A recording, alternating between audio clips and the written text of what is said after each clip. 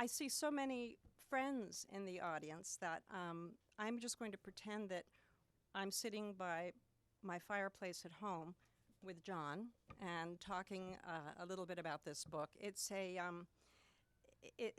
such a was such a pleasure to work on.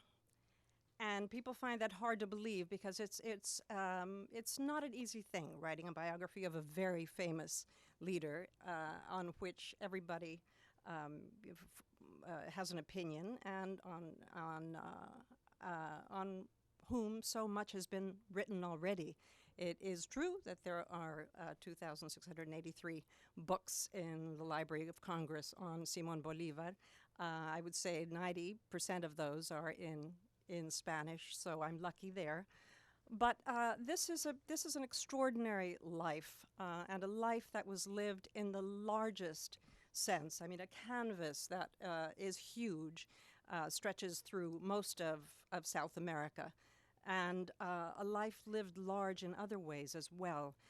Simon Bolivar was very dramatic and commanding personality. He was called Iron Ass by his soldiers because he rode 75,000 miles to liberate the 6 countries that he liberated. It's really an extraordinary physical feat, if nothing else. But he also was a man of the Enlightenment, someone who had been inspired at the youngest age by reading Voltaire and Montesquieu and John Locke, and came out of that experience actually probably at about 2021 with a very passionate sense of his country, the colonial yoke that it suffered under, at least he felt it suffered under.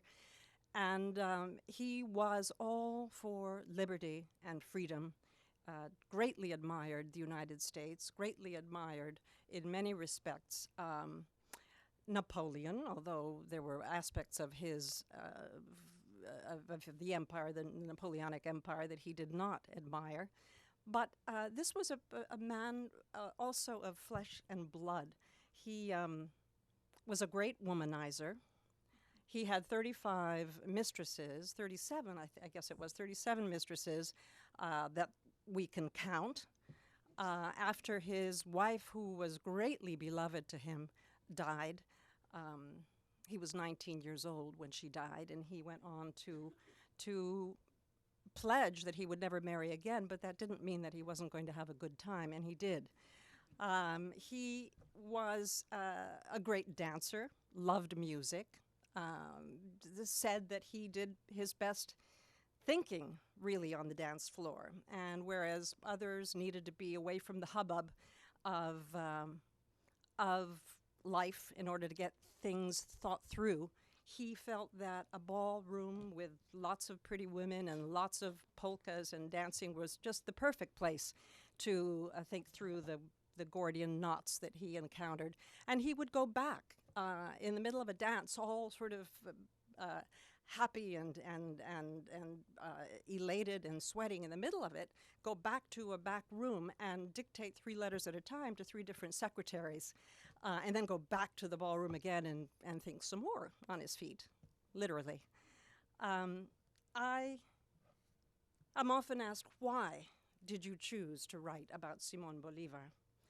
And I have to say that in my whole career, as a writer, I've had a long career as an editor for a long time, but as a writer, my whole career, I would say, has been to try to explain Latin America and Latin Americans to North Americans and to English speakers. It's not an easy task because there are great differences and great divides of personality, heart, between North Americans and South Americans.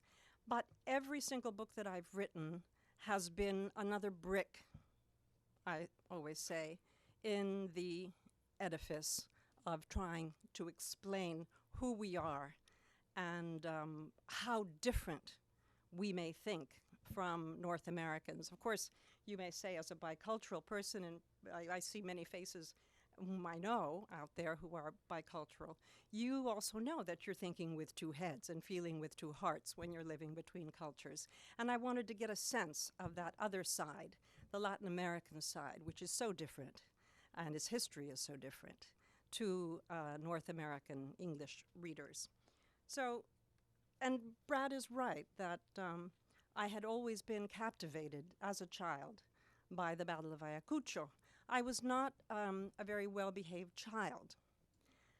And I was very often dragged by my collar to sit in my grandparents' living room, which was dark and airless and sort of filled with, frightening busts and porcelains and things like that and old musty books.